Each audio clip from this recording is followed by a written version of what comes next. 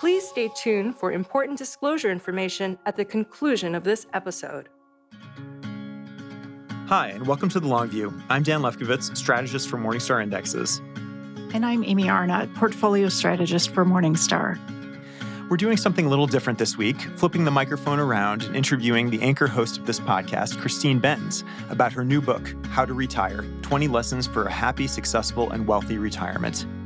Christine is Director of Personal Finance and Retirement Planning for Morningstar. She's been with the company since 1993. She served as Director of the Fund Research Team, Editor of Morningstar Mutual Funds, and co-founder of this podcast in 2019. Christine has written several books about investing. She's also the president of the John C. Bogle Center for Financial Literacy. Christine is a proud graduate of the University of Illinois. Christine, thanks so much for joining us on The Long View as a guest. It's my pleasure. This is very weird, but let's go ahead. It's funny to be in the interviewee seat for a change. Well, absolutely. Maybe you could start off by talking about how the book came about. I'm also curious about the subtitle and if there's any logic to the order of the descriptors that you used: happy, successful, and wealthy retirement. Yeah, I love that subtitle, Dan. The project came about in conversation with Craig Pierce, who's an editor at Harriman House. Harriman House has published a lot of terrific books, Morgan Housel's Psychology of Money, and many other books by authors I respect a lot. And so Craig and I had been talking about me doing a book for maybe 5 years, and I just could not find time. And so Craig came to me one day and said, well, you know, you're doing these interviews already with your podcast. What about a book that's essentially a compendium of interviews on some subject? And he knew that retirement planning was a key focus for me. So really the idea was his. I will say, though, if anyone tries to come to you and says, doing a book in this way will be easier than writing a book from scratch, I'm not sure at the end of the day that it was. But in hindsight, I love kind of the humility that this project suggests, which is sort of like, I'm not sitting here with all the answers. I do know people who have great insights into a lot of different dimensions of retirement planning. And how about if we harness some of their wisdom into a single book? So I love how it turned out, and I love sort of the humility that it expresses. In terms of that subtitle, the sequence of happy, successful, and wealthy, I think that was Craig's idea as well. And I think probably the main logic is that happy and successful come first. That yes, you do need to have your financial house in order to retire. You need the finances to line up. But ultimately, this is about taking a chapter of your life, maybe 25 or 30 years if you're lucky, maybe even longer if you're a fire person, and just maximizing it, trying to figure out how to make sure that you are achieving successes and that you're also just kind of smiling along the way. Well, I really loved the format of the book. You know, the idea of when you read the book, you're sort of listening in on these conversations. And I think that just makes the content so much more accessible than it might be, you know, if you were reading a traditional book about retirement. And I think it allows you to really cover a huge amount of ground. So I really enjoyed reading it. Thank you. In the introduction, you tell a very personal story about your parents in their later years. What did that experience teach you? Yeah, thanks, Amy. I talk about how, you both know I was very close to my mom and dad, and we're a close family overall, and lived like 45 seconds from my mom and dad. So I was kind of my family's first responder in a lot of ways. But also my husband and I spent a ton of time with my parents, traveling with them. And my parents both experienced cognitive decline in their later years. And so I was there a lot during that period, hiring caregivers, managing caregivers, kind of managing the house, making sure the grocery shopping got done and all that stuff.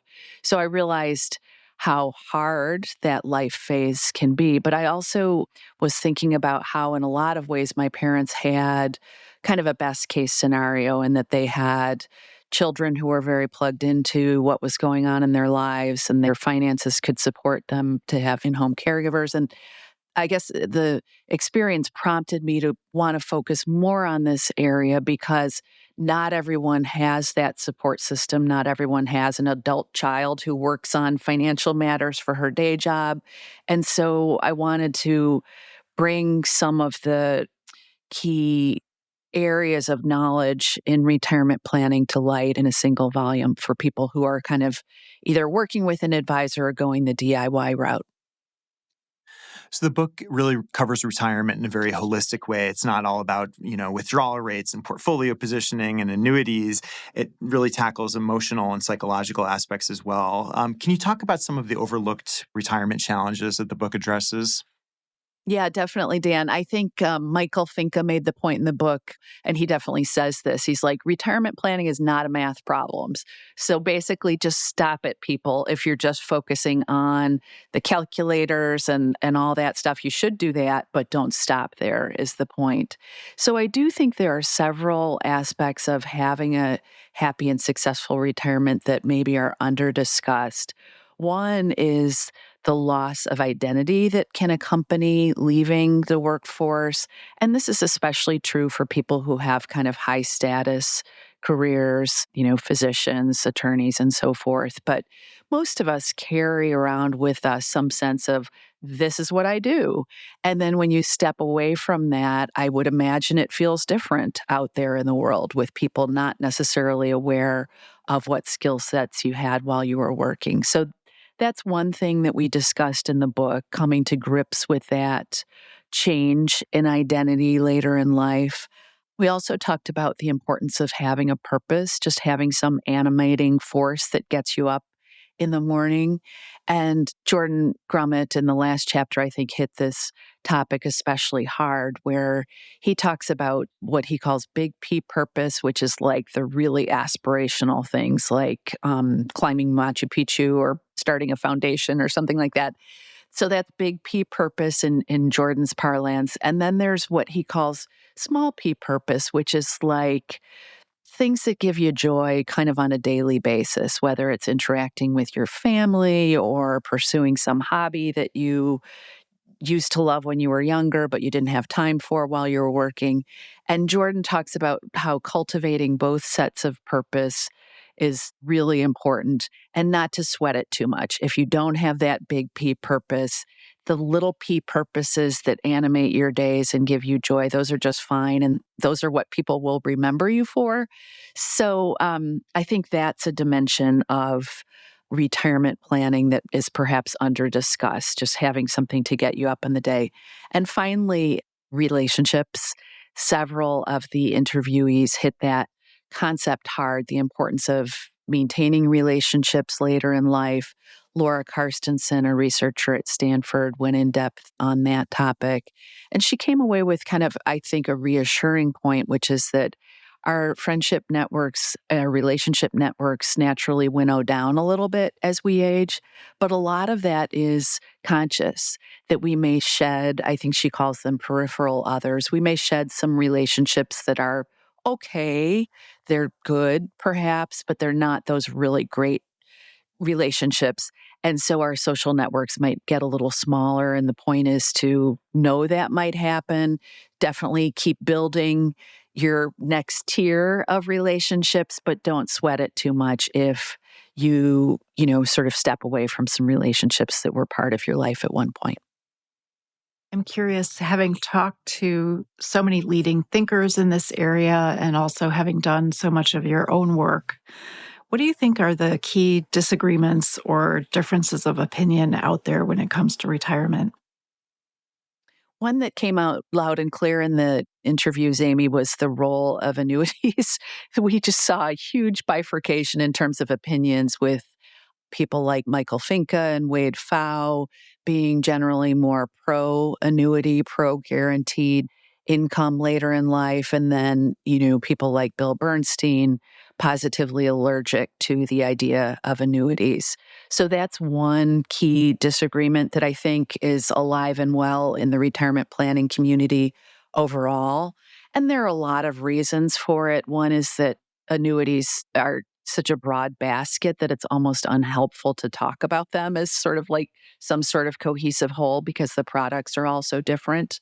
And then another is just the way that the industry has grown up, that you've got people who style themselves as insurance people, and then you've got the investment people, and the two don't really get along. So part of it, I think, is just an outgrowth of how the industry is configured. But that's one key area of disagreement that came out loud and clear in the book. Another dimension that came up, or another disagreement that came up, was the role of working longer, where you had several people say that there's a lot to be said for working longer, working past the traditional retirement age of 65 or whatever. Then Fritz Gilbert was in the book saying, no, don't necessarily continue working. If your finances line up, you may be able to do something else that provides you a great sense of purpose and relationships and all that stuff that you're getting from work. So don't reflexively think that you've got to continue working if you want those sort of lifestyle considerations to line up in your favor. In that interview with Michael Finke, you talk about that sort of archetypal image of retirement from all the commercials, the couple sitting on the beach. Why is it problematic to think of retirement as a sort of destination involving sand and water? Yeah. I loved how Michael put it. He made the point that the point is you've got to relax from something, right? And I think we can probably all reflect on points in time where we were working really hard and then we had a vacation or a sabbatical, and how much better that vacation felt because we felt like we really earned it. And I think that was the point that Michael was making there, that you need to have something that is, where you're feeling like you're accomplishing something. And then your relaxation is a really fantastic antidote to that you feel like you earned it, you deserved it. So I think that's the key point that Michael was making. And I hope people will think about that because frankly, I do think that a lot of people, when they retire, are burned out, right? Where they just feel like, I really need a break from this treadmill. And so it might be tempting to, just plan to fill your days with things that are really fun and relaxing. But that contrast is so important. And yeah, I hope people will sort of internalize that idea as they think about their retirements. One of the first chapters in the book is about Social Security. It's an interview with Mary Beth Franklin. Did you deliberately place that chapter toward the beginning because of its importance? And actually later in the book, in your conversation with Bill Bernstein, I think he makes the point that maximizing Social Security is actually more important than the asset allocation decision for your portfolio. Yeah, that was intentional, Amy. And really, we tried to organize the book in a way that would be kind of logical as you're thinking through the various aspects of your retirement plan. So in my mind, maximizing non-portfolio income sources, which will be Social Security for most of us, a pension for some people, perhaps some sort of an annuity, thinking about that as really one of the first steps in the process should precede how you organize your portfolio, how you determine your withdrawal rate, and all that other stuff. So it was an intentional choice because it is, I think, such an important first consideration when you're thinking about the financial aspects of retirement. Christine, in your conversations with the experts on withdrawal rates and retirement income and portfolio allocation, it seems like flexibility was one of the key takeaways, kind of a common thread. There's really no one-size-fits-all way to do it. But you did have some aha moments during the conversations. Can you talk about those? Yeah, so one chapter is a deep discussion with Wade Pfau on his retirement income style awareness matrix, which you two will recognize. It's really a style box for retirees where you plot yourself. You go through this series of questions that Wade and his partners have developed. I made Amy and John Reckenthaler and I think Jeff take the questionnaire. It's very long, but you go through this questionnaire and it kind of places you on the grid in terms of what you should be looking for in terms of your portfolio plan, your retirement income plan. And I love that that sends the message that we're all wired a little bit differently in terms of what we're looking for from our retirement plans. So for me, I think that I was plotted as someone who really likes some sort of guaranteed income. Basically, I've always worked in the context of an employer where I earn a paycheck. So I kind of want to replace that in retirement. But I love that tool as a way of understanding yourself, or if you're an advisor working with clients, understanding each client is kind of a unique individual about what they're looking for in terms of their retirement cash flows. So I think that that's a really good framing device. In terms of another aha moment related to withdrawals, the conversation with John Guyton I thought was just really good because he's so good at explaining things. He uses a lot of great metaphors to illustrate what he's talking about. And he talked about how this idea of taking a dynamic approach to portfolio withdrawals, so kind of changing up what you take out of your portfolio on a year to year basis based on what's going on with your portfolio. His point is that what you feel like doing with your withdrawals actually lines up with what's the right thing to do from a financial standpoint. And his point was that's not often the case. Like often the behaviorally satisfying thing is not the right thing to do from a portfolio standpoint. But if in a bad market, you're feeling like, I want to tighten my belt a little bit, spend a little bit less this year. Well, guess what? That's what you should be doing. And in a really great year like 2023, when the markets performed exceptionally well, if you're feeling a little bit richer that year, well, guess what? It's probably okay to go ahead and spend a little bit more as well. So that was a really interesting discussion about all of the different dimensions of retirement withdrawals. And one thing I love about Jonathan Guyton's contribution is just that he is a researcher. So he developed this guardrails approach to structuring your portfolio cash flows, but he's also a practitioner. So he works with clients and really, I think, knows the behavioral piece better than a lot of other folks. Yeah, I think having that mix of theory and practice is really helpful and gives him kind of a unique perspective. You know, we hear a lot about the FIRE concept, financial independence, retire early. And that does come up in the book, but it's not really a main focus. What do you think we can learn from the FIRE movement? And what are the notes of caution that you'd sound around it? Well, I've really been happy to get to know a lot of people who are active in the FIRE movement. Jordan Grummett, who I mentioned, is one such person. Fritz Gilbert is another person sort of tangentially affiliated with FIRE. And in terms of what you can learn, I think there's a ton to learn about mindful spending. And the sooner we start thinking about that in our lives, the better. The FIRE movement is very much on the topic of really being thoughtful about where you spend, how you spend.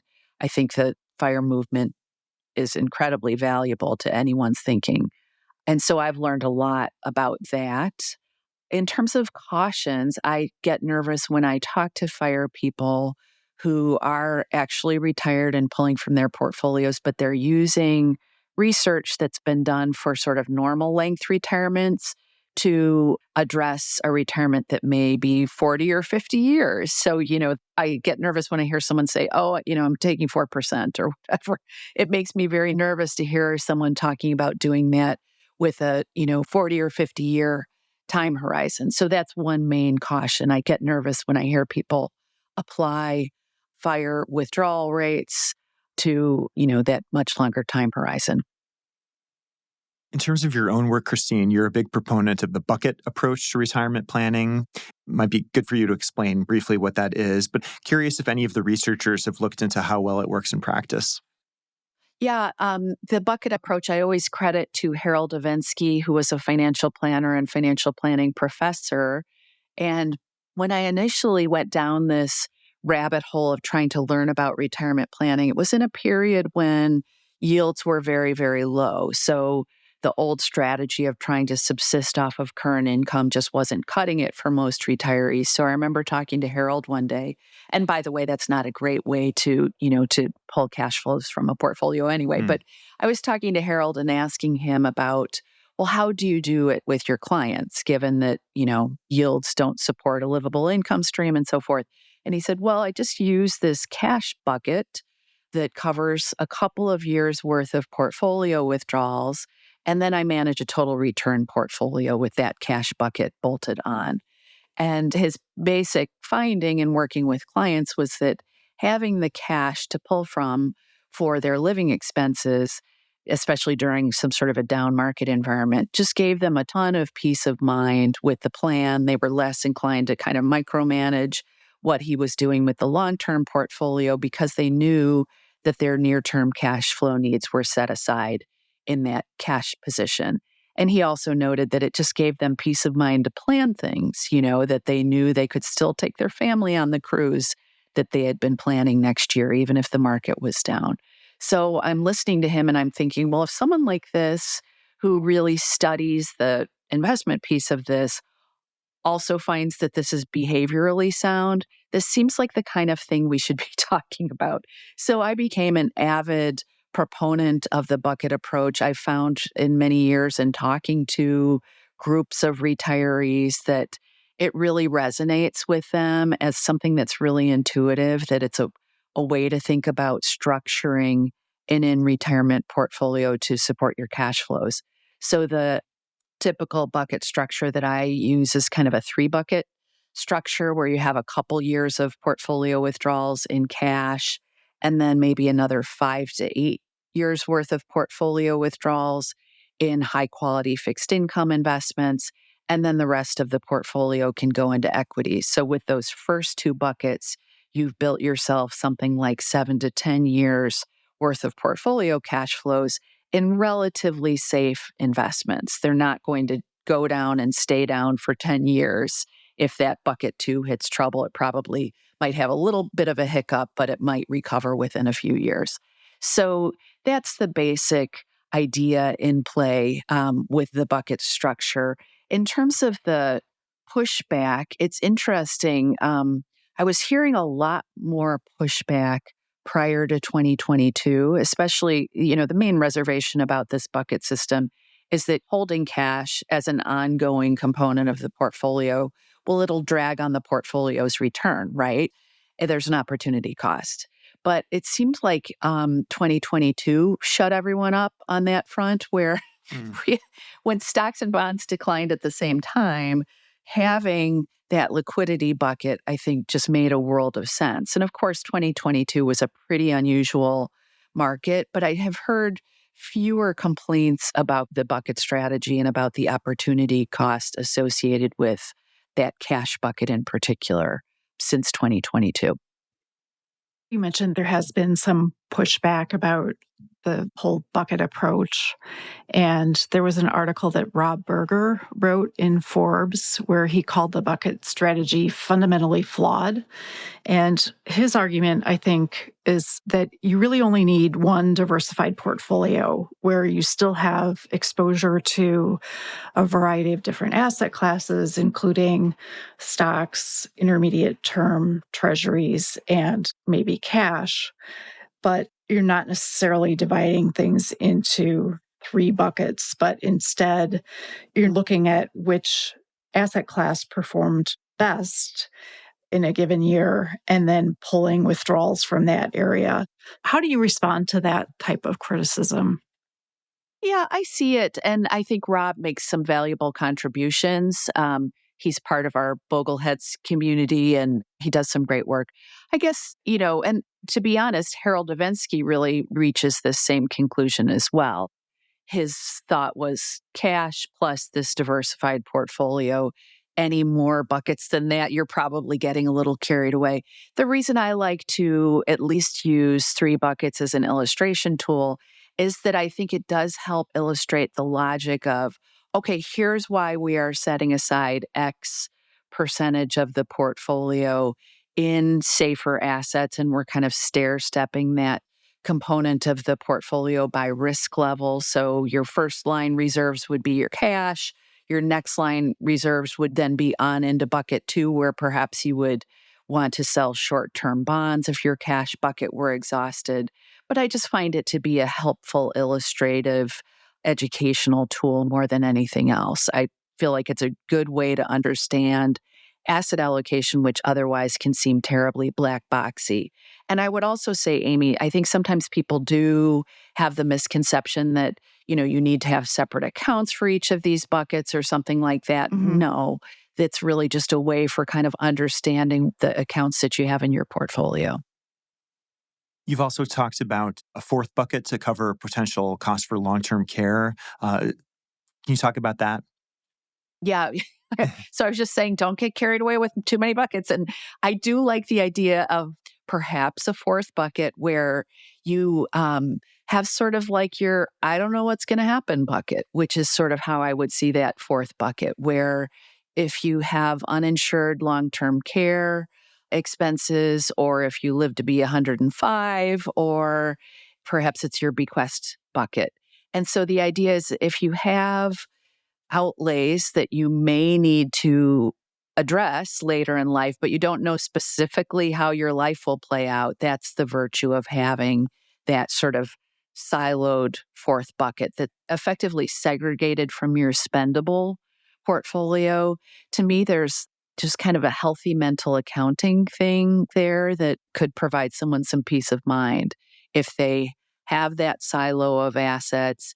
And the idea is, well, this is for this, or this use later in my life, and I'm not going to touch it during my own lifetime, or, I will only touch it in a worst case scenario. I think it's just kind of an attractive way to mentally frame up how you're using each component of the portfolio. We also wanted to talk about some other aspects of retirement planning, including decisions around housing and lifestyle. And on the housing side, Mark Miller makes the point that an overwhelming majority of people really want to age in place, but that doesn't necessarily have to mean staying in your own house. How should people be thinking about this issue? Yeah, I could talk to Mark all day about many different things, but I love the conversation that he and I had about housing. Mark does cover housing related issues for older adults in his work for Morningstar and other outlets that he works for. And he does make the point that I think he even uses a definition from someone, maybe ARP, that aging in place doesn't have to mean staying put in the same house. And his point is, and I think many of us have experiences with older adults in our lives, that the home where you raised your kids, you might have some sentimental attachment to it. Staying put is definitely the path of least resistance where you're not having to uproot yourself. But his point is that it's a lot about finding the right community, finding where you have those relationships, finding where your healthcare relationships are, finding where the cultural activities that you're aligned with are. And then it might mean moving to a more sensible house that better suits your lifestyle, that's better suited to aging. One point that came through, I think, poignantly in that discussion with Mark is just that as human beings, we tend to just kind of think that the version of ourselves that we have today is how it will always be. And I think that's a little bit of a trap that older adults can fall into where they don't plan ahead and don't think about sort of how their retirements, how they may change throughout their retirements and some of the decisions that they'll need to make along the way.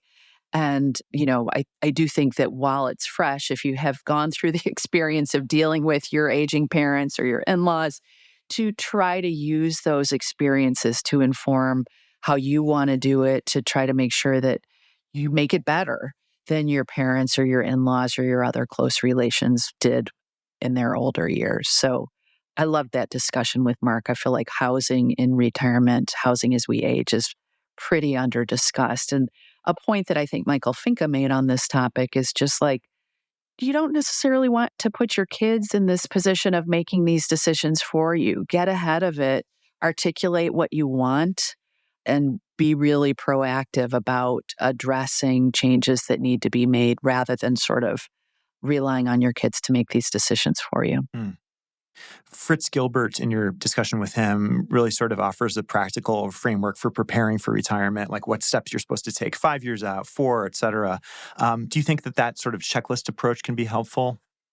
I love it. That was why I wanted to include Fritz in the book because I love that checklist. He's got a series on his retirement manifesto website, but it approaches it, on a sort of 5 years, kind of a countdown basis, which I think is such a neat way to approach it.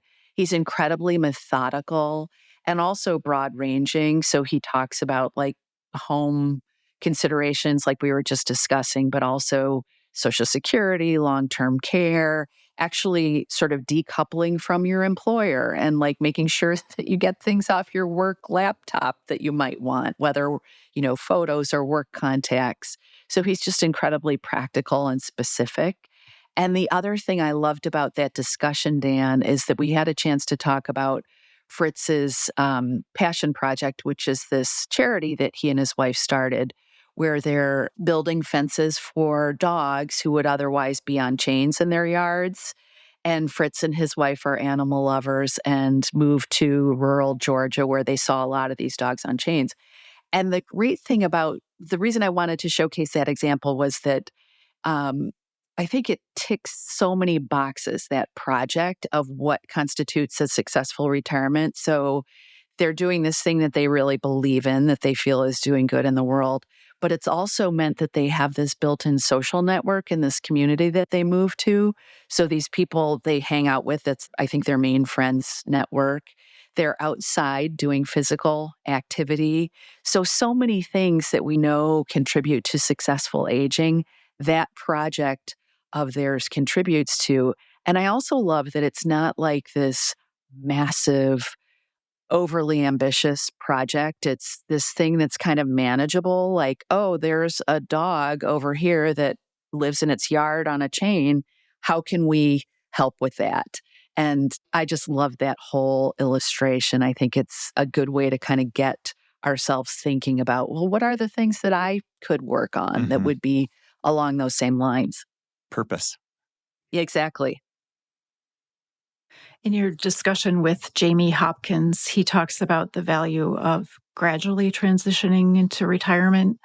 But it seems like in practice, most people work full time for, up until their 60s, and then full stop, they shift into retirement. Do you think employers should be doing more to make a gradual shift possible? I do. And I think we'll see more of that, Amy, especially, I think we still have a pretty tight workforce. I think there will be more accommodations for older adults. I do think that the trend toward remote work, either, partial or full-time remote work, is a really benevolent trend for older adults where, yeah, you might want some flexibility in terms of where you live. As you age, you may not want to live in that place that's super snowy and cold in the winter anymore. So I do think that we're going to kind of gradually be seeing more of this. But I do think that there is kind of a bifurcation where knowledge workers, higher income, better educated knowledge workers seem to have more clout in their workplaces in terms of engineering those types of work arrangements. I'd like to see it get a little bit more equitable, and I'm not sure how we get there, but I do think that the trend is real. I would also say it's interesting. I'm very enthused about the topic of kind of phased retirement and kind of taking the best parts of your job and leaving the things you didn't love as much. But I do think that I've never, in my conversations with older adults who are retired, no one really regrets having retired altogether. So retirees, by and large, are a pretty happy lot. So, far be it for me to suggest that everyone should phase into retirement. I'm not sure that's necessarily the right answer. There are plenty of people who did the hard stop who seem plenty happy with that choice. Another interesting point that came out of your discussion with Jamie Hopkins is that there are a lot of sort of automated, systematized ways that we handle saving for retirement. But when you shift into retirement, there are a lot of things you have to do manually, rollovers and RMDs and deciding when to take Social Security. Is that maybe an opportunity for the investment industry, the advice industry, to help retirees automate the things that they need to do? 100%. And I do, in conversations that I've had with asset managers in particular, it seems like there is a lot of awareness of the importance of helping people at this life stage. There's so much that's suboptimal about the way that we do it now, where it's like, yeah, as Jamie said, you have a ton of guardrails while you're in the accumulation phase. Many people still do come up short with less than they should have for retirement, but there are a lot of things to help you get on the right path. But this idea of, saying to a 65-year-old, okay, here's your money, go figure it out, which is basically what we do now. There's a lot lacking in the current system that we have. So, in terms of like the perfect solution, I don't know that we've seen it yet. I had been very convinced that it should be something that should be productized in some way. But now I'm thinking it's probably more like a really great service that helps people with all of the key touch points that they need to address in their financial lives. But we need to make it simpler for people. It can't be the answer that everyone needs to go out and hire an advisor. And while I love financial advisors and I think they're wonderful for people who can afford a good advisor, not everyone can. If we can kind of find the target date equivalent for retirement decumulation, I think that's the holy grail. And I think asset managers would agree with that. When we interview people for the podcast, we often hear about retirees who have been such disciplined savers over, their entire working lives that they're afraid to shift into spending mode. What kind of advice would you give someone like that to give them permission to spend? I think this is such a huge topic, Amy. You and I have discussed it. We've discussed it on our team as well. I think I'm going to be one of these people who will be very reticent to spend from my portfolio, anything that's rational. Because you do, speaking of identities, as we were before about our careers, you also come to identify yourself as sort of like, oh, I'm a disciplined saving person. I'm an investor. I can imagine that it feels very uncomfortable to see your balance go down at all. So I think there's a huge mental hurdle to be jumped over. One thing that I think might help is kind of reframing it. Sometimes we talk a lot about retirement spending, but to me, I think that unnecessarily conjures up images of like, going out to dinner every night or buying a new car every year, like frivolous spending that you don't need to do. When in fact, spending can encompass giving to your loved ones during your lifetime. So when your kids are in their 20s and 30s versus when they're in their 50s and 60s, those early life gifts can be so much more impactful than the amount that they might inherit from you after death. So I think as we think about retirement planning, kind of reframing spending in some fashion to make it a little less negative seeming for these thrifty folks. And then in terms of like tangible ideas, I've written about this. I do think that an annuity, a very basic sort of income annuity that's, paying you a stream of income for perhaps the rest of your life can be really attractive as a way to overcome this hurdle simply because it's just a one-time thing that you don't have to constantly every month or every year be tapping your portfolio for that paycheck.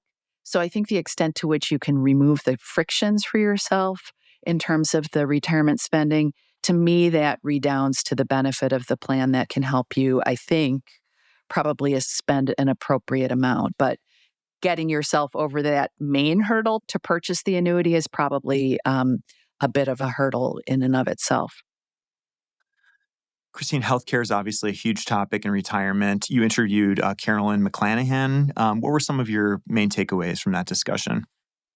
I love Carolyn. She's one of my favorite thought leaders. She's a financial planner who's also an MD. So I think that's a very unique combination. That's why she's always out on the circuit speaking to financial advisors about what they should be thinking about.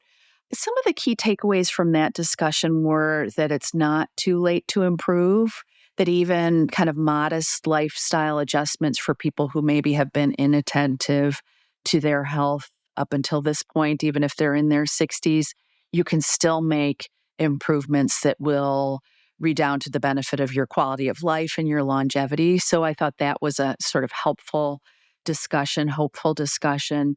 We did talk about the shortage of general care practitioners in the healthcare world, especially gerontologists.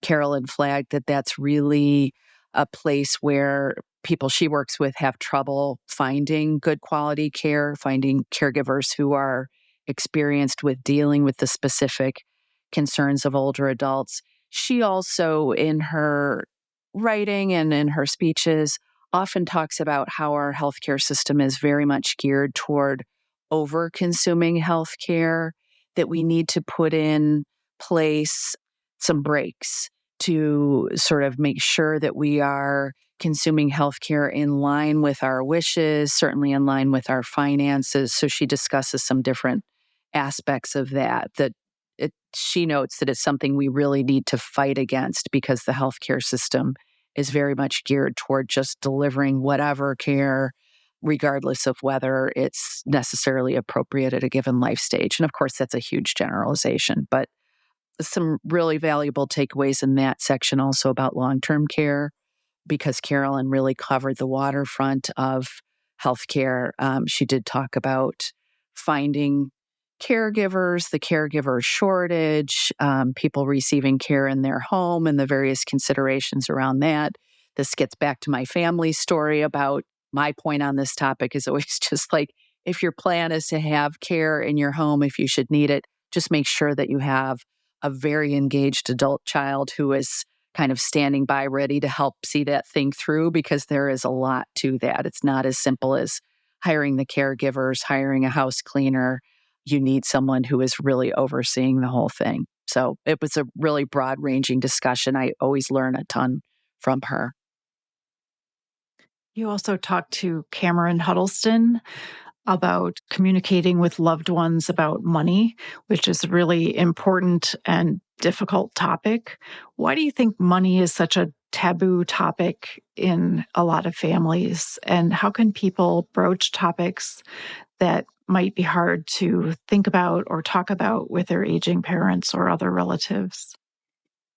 Yeah, I love this section with Cameron because she brought her own personal experience to bear on her life's work, which is about families communicating on these matters. She lost both of her parents at a fairly young age and was left grappling with kind of picking up the pieces. Her mom had dementia, her dad died, her parents were divorced, the dad died suddenly, unexpectedly at a fairly young age. And so she was left to grapple with that.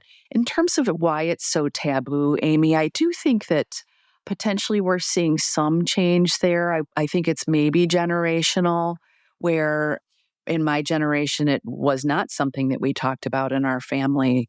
My parents, as they aged and I became their financial partner, they brought me on board, but I'm not sure that it was particularly common in my generation, certainly not in their generation, to share with adult children.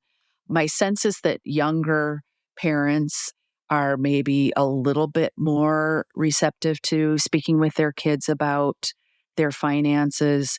I think part of a good way to get the discussion started in families is just to share information. So for adult children who are sitting there wondering, what do my parents have? Do they have an estate plan? Do they even have a will? A great way to get that discussion started is to come to them and say, hey, my spouse and I are thinking about getting an estate plan. We recognize we need a will and we need guardianships for our kids. What did you and mom do? And that's your way, I think, your way in to do some fact finding and to get that conversation started. But it's definitely not an easy one. I would say from my own perspective, just starting younger when it's still a little bit of an abstraction for you in terms of your mortality and your passing on, that makes it easier than, I wouldn't want to necessarily come to my 91-year-old mother-in-law today, for example, and start grilling her about her estate plan, it's not a happy topic for her. But when you're in your 40s and 50s, it's still a little bit more in the abstract zone. I think it's easier to talk about. Well, your conversation with Jennifer Roselle on estate planning, there's a great bit on beneficiary designations, sort of a blind spot. Can you talk about that and any other blind spots common in estate planning? Yeah, I loved that conversation with Jenny because she talks about a lot of different dimensions of estate planning. She's a practitioner and attorney. But that beneficiary designations thing, Dan, I think is super interesting. People underrate them. You might just kind of scratch them out when you're making your 401k allocations or something. You don't give them a lot of thought, and you might not update them as your circumstances change. So, the commonly given example is like the person who got divorced and the spouse is still their beneficiary. Well, guess what? If you didn't change it, the ex-spouse is going to be the beneficiary. So even if you lay all the groundwork for the rest of the estate plan, so you've got a will and you've got, trusts and so forth, if the beneficiary designation says something else, it will generally take priority. So I think that's an important wake-up call to just revisit those beneficiary designations regularly. If you're doing some sort of portfolio update, just consider it part of your portfolio hygiene where you check up on that stuff. And incidentally, the beneficiary designations can also drop off if you change providers or if your company changes providers. Sometimes the old beneficiary designations won't automatically come over to the new account, so you'd want to check that as well. So that was one key thing. She also just discusses the importance of powers of attorney for healthcare matters and for financial matters. And the terminology is a little funky. It kind of varies by state. But it's important to designate these people to act on our behalf during our lifetimes if for whatever reason we're unable to make our own decisions for ourselves. So she hits the importance of powers of attorney and also who to select, that these are not honorary designations, right? You want it to be the person who literally is best situated to make these decisions for you. And she shares some helpful guidance on kind of how to take the measure of individuals in your own life when you're making these beneficiary designations. The very last chapter of the book is your interview with Jordan Grummett, who now works part-time as a hospice doctor. And it might seem like talking about hospice care and death could be a very depressing topic, but I thought this chapter was really inspiring and hopeful. What were some of your key takeaways from what he said about minimizing regrets, conducting a life review, and finding a life purpose? Yeah, I told my husband that we were going to make Jordan the last chapter of the book. He's like, a hospice doctor, the last chapter? Are you sure? And I told him that if he read it, he would be on the same page with me, that it was a good thing to end with. The main takeaway for me from Jordan's words there, I talked about the big P and little p purpose, but also this idea of trying stuff. That the main thing people regret at the end of their lives is stuff that they wanted to do but didn't try. It's not that they tried and failed. So Jordan talks about this individual who he saw when he was dying, and he was a young man, I think in his 40s. And the pinnacle of his lifetime was having tried to climb, I think it was Mount Everest. And he didn't actually succeed, but this crowning achievement for him was that he did this. He had this experience, and so he would regale all the people in the healthcare setting about his adventures. And the takeaway there really is just try things and use this chapter of your life. You're not on your deathbed. So use these years as a time to try to explore some things that you, in hindsight, might wish you had done. We talked a little bit about how for a lot of people, they might have relationships that had not played out perhaps the way that they had hoped. He talked about how it's not too late to just kind of dip a toe into can this relationship be repaired? Because oftentimes that is something people regret, that they had a loved one, at one point very involved in their life, and then have that relationship be severed somehow, to just try to re-engage with that person while you still can. So I came away from that chapter, that whole discussion, very, very hopeful as well, Amy. I feel like it just does kind of provide ideas and impetus to make sure that you are thinking forward about your purpose and making sure that you don't have those regrets in the end.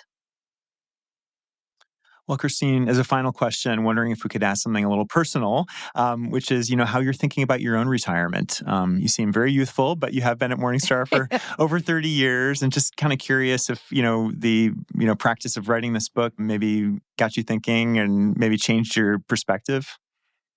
Definitely. So Amy and I interviewed Scott Rick a few months ago. He's a professor at University of Michigan, and he used this term, me search. And I think there's a little bit of that in this project, a little bit of me search going on here, where I was like, oh, I have all these questions, and so do my peers. And so it's kind of working out well here that I'm able to focus on this a little bit. In terms of my own retirement, I'm very much thinking about kind of a phased retirement. I remember talking to Carl Richards, the financial advisor and kind of behavioral finance guru, about, he mentioned this idea of like a stop doing pile. Like if you have parts of your work life that you are really not into anymore, try to take a mental note of what they are and try to shed those. That it's sort of like, mastering the art of subtraction, that getting rid of things you really don't enjoy is part of, succeeding. And that has informed my thinking about kind of phased retirement. I've been trying to sort of stealth shed things that I don't love doing as much and embrace things that I like doing more. So this podcast has always been sort of on my keep doing list. This book project was very much on my, want to do list. And so I'm trying to kind of reframe my work life to be more in line with the things that, at the end of each day, I want to be like, that was a really good work day. I want every day to be like that. And I suppose at some point I may scale back my hours a little bit, but segueing into being a full-time remote worker has been kind of helpful in terms of getting me moving in that general direction, where I feel like I have a little better work-life balance than I had before.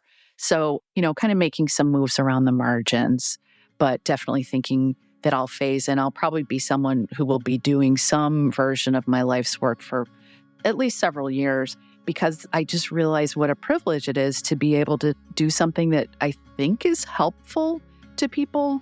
And to have that be my occupation just seems, like just a really wonderful blend. And so I feel very, very lucky. Well, I know you've had a huge impact on so many people who've, listened to your podcast over the years and read all of your articles, and it's just an amazing body of work. Well, thanks to you both. I've really loved talking to you. It's just a little weird sitting here on the other side of the table, but it's been a lot of fun. Thanks so much, Christine. The book will undoubtedly help a lot of people out there. Thank you both so much.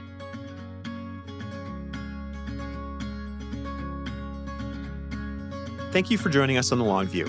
If you could, please take a moment to subscribe to and rate the podcast on Apple, Spotify, or wherever you get your podcasts. You can follow us on socials at Dan Lefkowitz on LinkedIn. And at Amy Arnott on LinkedIn. And at Christine_Benz on X, or Christine Benz on LinkedIn. George Cassidy is our engineer for the podcast, and Carrie Greshik produces the show notes each week. Finally, we'd love to get your feedback. If you have a comment or a guest idea, please email us at thelongview@morningstar.com. Until next time, thanks for joining us. This recording is for informational purposes only and should not be considered investment advice. Opinions expressed are as of the date of recording. Such opinions are subject to change. The views and opinions of guests on this program are not necessarily those of Morningstar Inc. and its affiliates. While this guest may license or offer products and services of Morningstar and its affiliates, unless otherwise stated, he or she is not affiliated with Morningstar and its affiliates. Morningstar does not guarantee the accuracy or the completeness of the data presented herein. Morningstar shall not be responsible for any trading decisions, damages, or other losses resulting from or related to the information, data analyses, or opinions, or their use. Past performance is not a guarantee of future results. All investments are subject to investment risk, including possible loss of principal. Individuals should seriously consider if an investment is suitable for them by referencing their own financial position, investment objectives, and risk profile before making any investment decision.